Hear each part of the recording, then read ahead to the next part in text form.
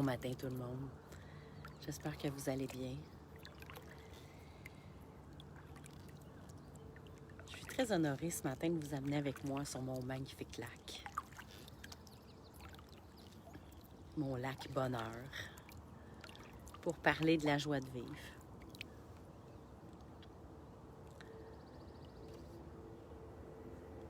Le sujet de la semaine, comme je le dis depuis le début, j'évolue avec vous à travers ces lives-là, à travers ces réflexions-là. Et le sujet de la semaine m'amène dans des profondes réflexions, des belles prises de conscience sur moi, sur ma vérité, sur mon chemin. Alors, je suis un petit peu...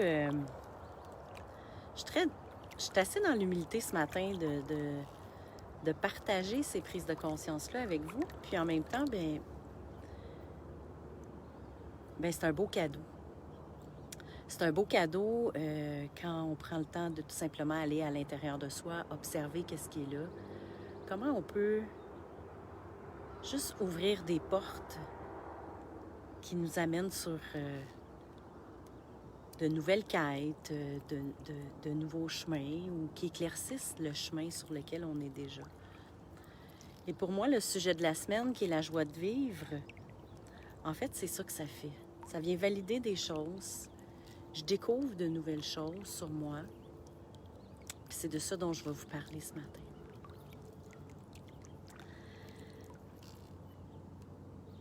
J'ai longtemps dit que j'avais pas le bonheur facile. Croyance très limitante. Et en même temps, j'ai porté dans mon sac à dos cette pierre-là de croire que j'avais pas le bonheur facile. Pas le bonheur facile parce que pour moi, le bonheur... En fait, à cette époque-là, je me posais pas vraiment ces questions-là. Mais il y a une chose que je sais, c'est que être heureuse puis être dans le bonheur, bien, ça venait avec la réussite de quelque chose. Ça venait clairement avec l'accomplissement d'un projet, l'accomplissement. Ça venait vraiment de l'extérieur. Et non seulement j'avais cette croyance limitante-là, mais je n'étais pas quelqu'un qui avait de la facilité à aller dans le plaisir. Je me faisais plaisir par moments, mais pour moi, le plaisir, c'était pratiquement l'inaction. Une autre croyance limitante. C'est comme si j'avais entendu... En fait, j'ai entendu dans ma vie, quand j'étais trop joyeuse ou trop excitée, trop dans ma petite fille qui avait cette joie de vivre-là, qu'il allait arriver un malheur. Peut-être qu'on dit ça des fois à nos enfants, calmez-vous, là, il va arriver, vous allez vous chicaner, ou calmez-vous. En tout cas, bref. Il me semble que j'ai entendu ça quand j'étais jeune. Quand j'étais trop contente, trop excitée, ça venait avec le malheur. Puis quand je prends du recul par rapport à ça, bien, je comprends aujourd'hui que quand il y a des hauts, très, très hauts, bien, il y a des bas, très, très bas. C'est le cycle de la vie. Et en même temps, c'est comme s'il y a une partie de moi qui avait acheté bien, que je ne pouvais pas être trop heureuse, trop contente, parce que j'allais vivre quelque chose de très négatif. Alors, je me souviens que mes moments de plaisir puis de bonheur adolescente, c'est quand je me réunissais avec ma gang de filles, puis qu'on faisait le party, puis qu'on avait du fun, puis qu'on se voyait, puis qu'on allait danser.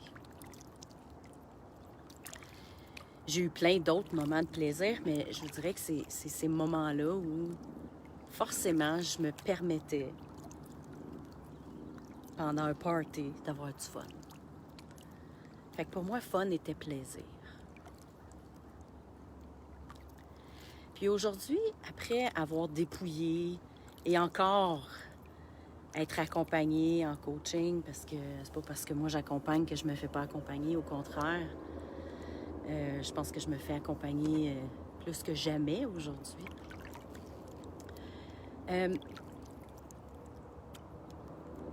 Ce que je me rends compte, c'est que c'est des états d'être. Pour moi, c'est pratiquement 3 choses différentes. Le plaisir,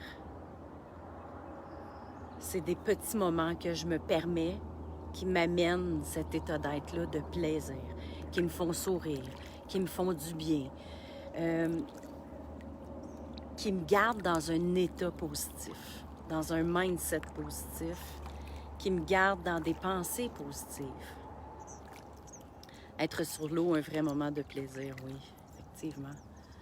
Et même maintenant de bonheur, parce que quand je suis sur l'eau, mon cerveau s'arrête et je reçois tellement d'informations. Je suis complètement, mon canal est ouvert, alors je suis dans un espace de créativité. Et en même temps, quand je faisais du kayak adolescente, je ne profitais pas de ce moment-là de la même manière. Des fois, on était 2, donc c'était beaucoup plus, lequel allait aller plus vite. Et je tombais dans cet espace de compétition-là ou de perfectionnement-là. Alors finalement, c'était pas du vrai plaisir. Alors pour moi, c'est de continuer à entretenir mon pot de plaisir de ces gestes-là ou de ces moments-là qui m'amènent dans le plaisir de vivre, tout simplement. Dans le moment que j'arrête de faire et que je décide d'être. Dans le moment où je décide d'arrêter de travailler et où je me permets de tout simplement me procurer du plaisir. Dans le moment où, quand je prends ma douche, je me mets à chanter. Pour moi, ça, c'est du plaisir. Alors, j'ai dû aller voir qu'est-ce qui me fait plaisir. Moi, Audrey. Chanter, danser, écrire, lire, discuter, partager, être sur l'eau, observer la nature, être en émerveillement. Et quand je me permets ces moments de plaisir-là, puis il y en a d'autres, là, je ne vous défile pas toute ma liste, et je continue à en découvrir. Mais quand je me permets ces moments-là, sans être dans mon dialogue intérieur de « Ah ben là, faut que je fasse ça, faut que je fasse ci, ah j'ai pas fait ci, j'ai pas fait ça. » Non, quand je suis juste là, calme, dans le moment présent, dans l'observation, que je reste observatrice de ce qui se passe à l'intérieur de moi. Parce que mon mental, il me joue des tours. Des fois, il est sournois. Des fois, il fait le renard. Puis il se présente sans que je m'en rende compte. Mais quand je me permets ces moments qui me font plaisir-là, pleinement, complètement, dans toutes mes cellules, il y a vraiment à l'intérieur de moi un état d'être de bonheur qui s'installe. C'est comme si c'était encore plus profond, puis c'est plus long que le moment de plaisir. Parce que quand le moment de plaisir est terminé, je ressens encore ce bonheur-là à l'intérieur de moi. Et je me rends compte que si je ne l'entretiens pas par des moments de plaisir qui m'amènent au bonheur, bien, ça a un impact sur ma joie de vivre en général.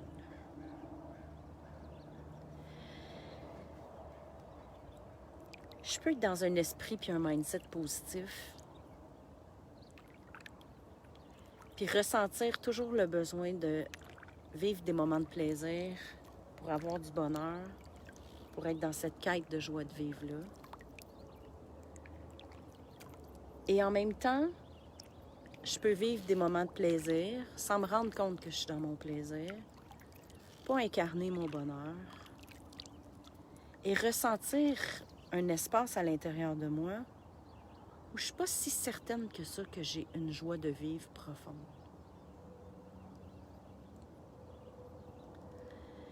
Et en fait, c'est ce que je me rends compte cette semaine. En fin de semaine, avec la réflexion même sur le sujet, j'ai longtemps été motivée par le faire, le paraître, l'accomplissement, la réussite, sans vraiment incarner ces petits moments de plaisir-là, les transformer en bonheur total, profond du cœur. Et le résultat, si je recule en arrière, c'est que malgré le fait que j'ai toujours ou souvent essayé de prendre conscience et contrôle de mes pensées négatives pour rester positive, continuer à avancer, quand c'était sur un accomplissement extérieur, il y avait une place à l'intérieur de moi qui n'était pas dans la joie de vivre. Il y avait une place à l'intérieur de moi qui ressentait de la lourdeur, qui ressentait une solitude, mais une solitude pas tout à fait positive. Il y avait une place forcément à l'intérieur de moi qui se cherchait. Et c'est dans ma quête de me retrouver, dans ma quête de me découvrir, que de plus en plus s'installe de façon prolongée cette joie de vivre-là, profonde dans toutes mes cellules. Et quand je suis là, je me sens libre. Je me sens libre d'être qui je suis. Donc, je me sens libre de chanter, de danser, à tout moment. Je me sens libre de dire oui, de dire non. Je me sens libre d'être dans une rencontre ou une discussion ou de ne pas y être. Ça fait en sorte que je me sens plus obligée d'être pour l'autre. Et ça sème et ça met de l'engrais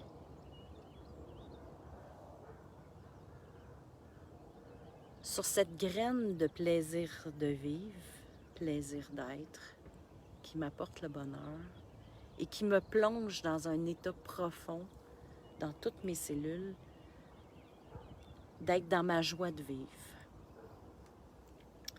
Et comme j'ai longtemps eu, et probablement encore, la réputation d'être tellement sérieuse dans la vie, t'es trop sérieuse, tu ris pas, tu souris pas. Mais je sais que sourire, pour moi, m'amène sur le chemin plaisir, bonheur, joie de vivre. Et j'ai souvent dit, ben oui, je suis heureuse, je suis contente, c'est mon air naturel. C'était mon excuse, ma porte de sortie inconsciente. Et maintenant, je me pratique. Je me pratique à sourire à l'araignée qui se dépose, à l'oiseau qui apparaît devant moi, à ce cœur qui se présente devant moi sous toutes ses formes. Je me pratique à sourire pendant une discussion. Je me pratique à sourire pendant une rencontre inconnue. Je me pratique à vraiment changer le chemin de mon visage et finalement, ça m'amène de façon prolongée le plaisir, le bonheur et la joie de vivre.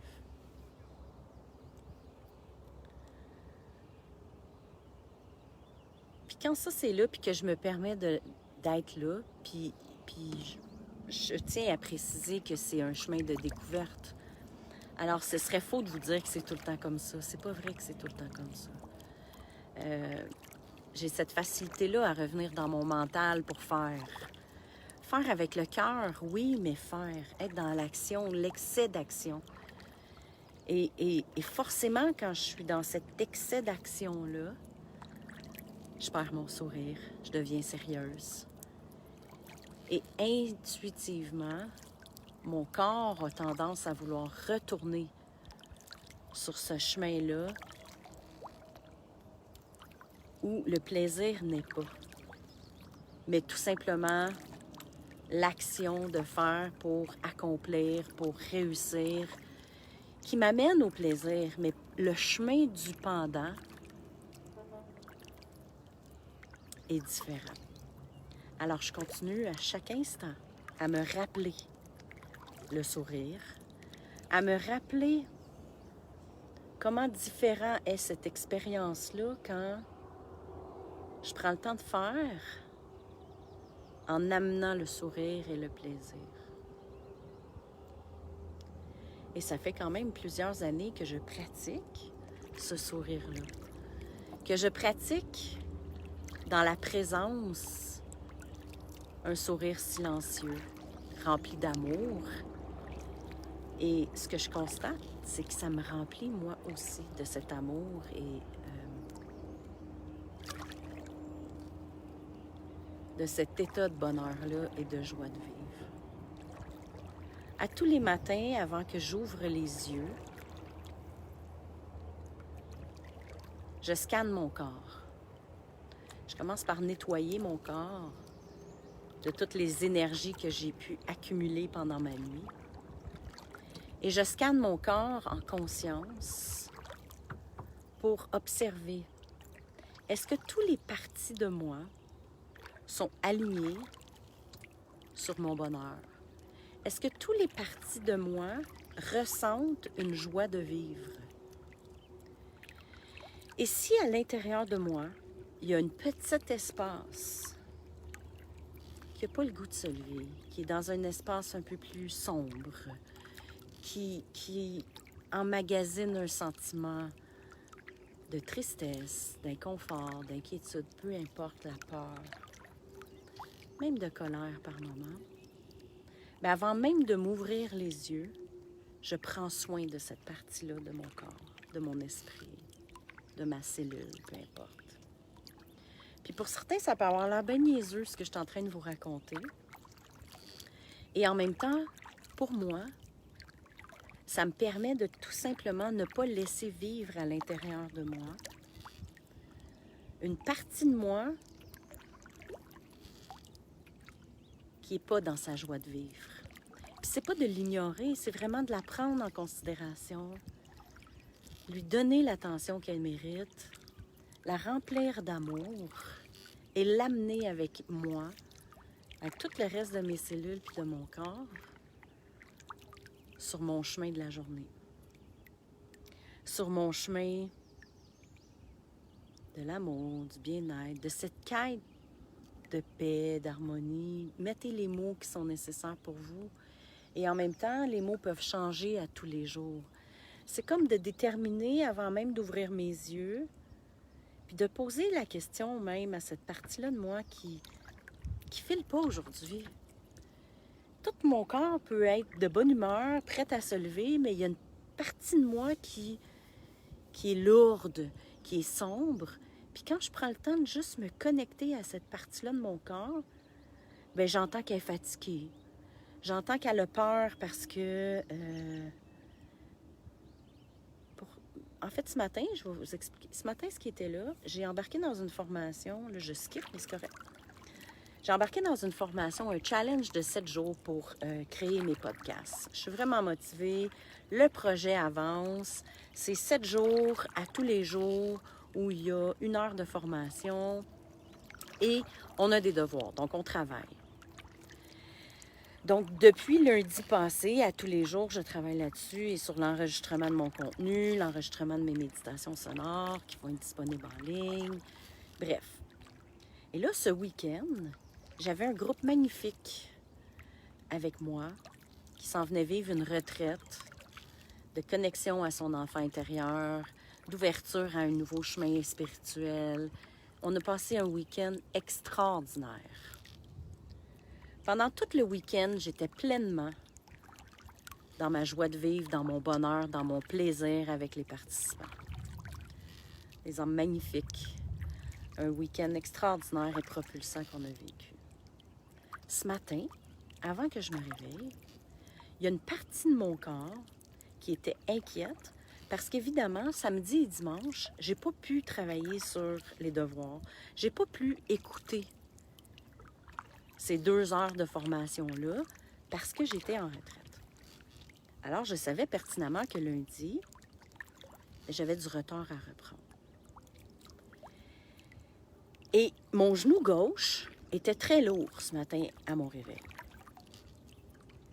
Alors, dans mon scan de corps, dans l'écoute de mon corps, quand je me suis arrêtée à mon genou gauche et j'ai pris conscience qu'il était lourd, qu'il était rempli d'inquiétude, qu'il était rempli d'insatisfaction, bien, j'ai pris conscience que dans le fond, ce qui se logeait à l'intérieur de moi, c'était cette inquiétude-là, ce sentiment-là d'être en retard, ce sentiment-là de devoir me dépêcher pour être à jour. Performance.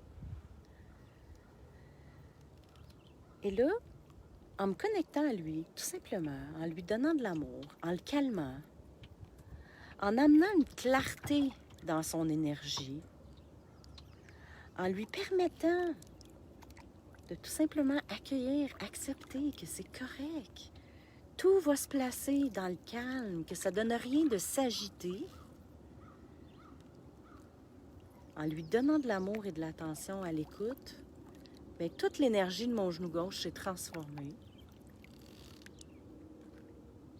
Je l'ai amené dans ma joie de vivre, dans mon bonheur, dans ma motivation à commencer ma journée, sans mettre de côté ma routine traditionnelle, parce que je sais qu'elle me procure de l'énergie, qu'elle me procure une belle drive, qu'elle me met sur le chemin de l'amour et de l'énergie positive. Bien, toute cette lourdeur-là qui était logée là a disparu. Le calme s'est installé. J'ai fait ma routine et j'ai commencé tranquillement à revisionner les formations, à prendre les notes nécessaires. Et lui, son inquiétude ce matin, c'était que j'allais pas avoir le temps, avant mon live, de tout finir, parce qu'après, ben, je me fais coacher à tous les lundis. Et c'était important pour lui que j'aille terminer ça pour que dans mon coaching, on puisse en parler. Tadam! Il s'est calmé. Tout s'est placé. Et j'ai même pu commencer mon live plus tôt aujourd'hui. Alors, c'est mon chemin. C'est mon histoire par rapport au plaisir, le bonheur, la joie de vivre. Physiquement, j'incarne le plus souvent possible quand je me rends compte mon sourire qui tout simplement modifie le chemin de mon corps physique, de mes cellules et des croyances, des liens limitants qui y sont reliés. Et à tous les jours, je prends le temps, avant même d'ouvrir les yeux, de scanner mon corps pour observer quelle partie de moi n'est pas dans cet état d'esprit-là, d'être dans la joie, le bonheur. Et je suis tout simplement là à son écoute pour modifier et l'amener sur ce chemin-là. Alors voilà, je vais tout simplement continuer à, aujourd'hui, m'octroyer des moments de plaisir, être dans l'action en amenant le plaisir pour ressentir le bonheur et cultiver la joie de vivre à l'intérieur et non à partir de l'extérieur. J'ai envie, Nancy qui dit « Merci pour ce beau rappel qui arrive à point pour moi ce matin. Je t'adore, belle âme. » En fin de semaine, on discutait puis on disait « Tu sais, C'est comme un livre qu'on lit à plusieurs reprises. On a besoin de se rappeler ces affaires-là. Parce que c'est des nouveaux chemins. On pratique. Et des fois, ben, on le met dans notre quotidien, on l'oublie, ça revient. Quand on se le rappelle, on l'entend d'une autre manière. Le livre que tu lis pour la première fois, tu entends ce qui est nécessaire pour toi ici maintenant. Quand tu le relis une deuxième fois, tu entends d'autres choses, tu lis d'autres choses, tu ressens d'autres choses. Alors, c'est petite et à la fois grande discussion, grand thème, grande théorie. Bien, d'une fois à l'autre, quand on se les rappelle, ce qu'on fait, c'est qu'on les prend de la connaissance puis on les descend encore plus profondément dans nos cellules. Alors, écrivez-moi, est-ce que vous faites une différence entre le plaisir, le bonheur, la joie de vivre? Toutes vos réponses sont parfaites et en même temps, j'ai envie de lire, c'est quoi votre chemin?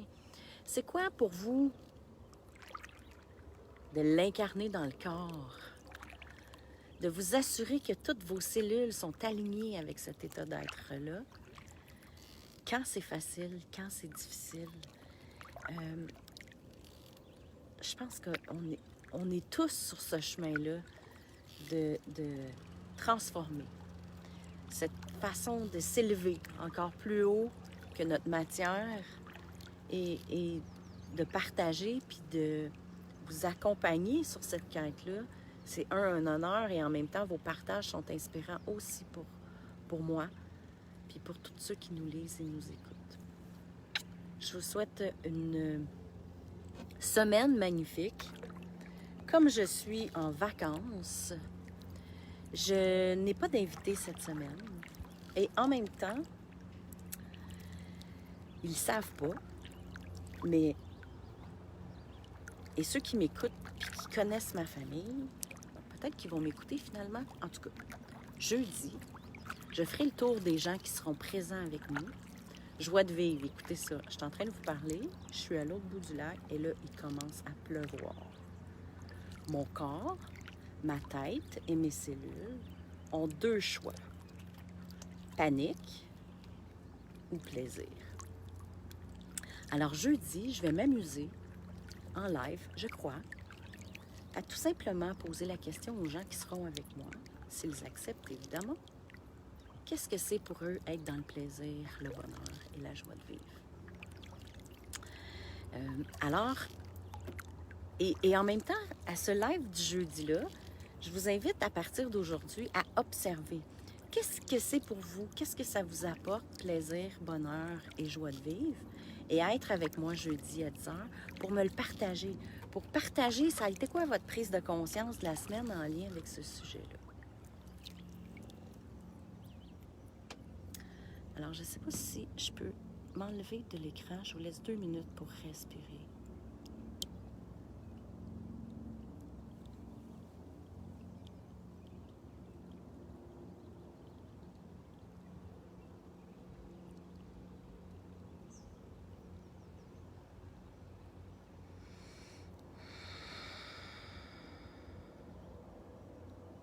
Prenez le temps d'installer le calme.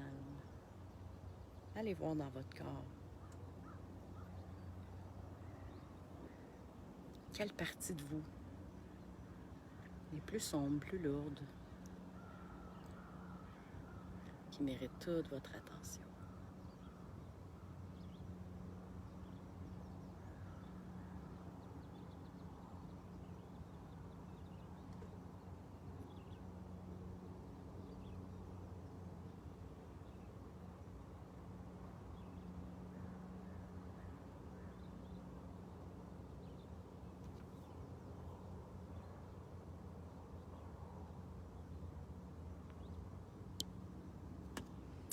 Alors, je vous souhaite un gros love à tous, rempli d'amour. Bonne semaine!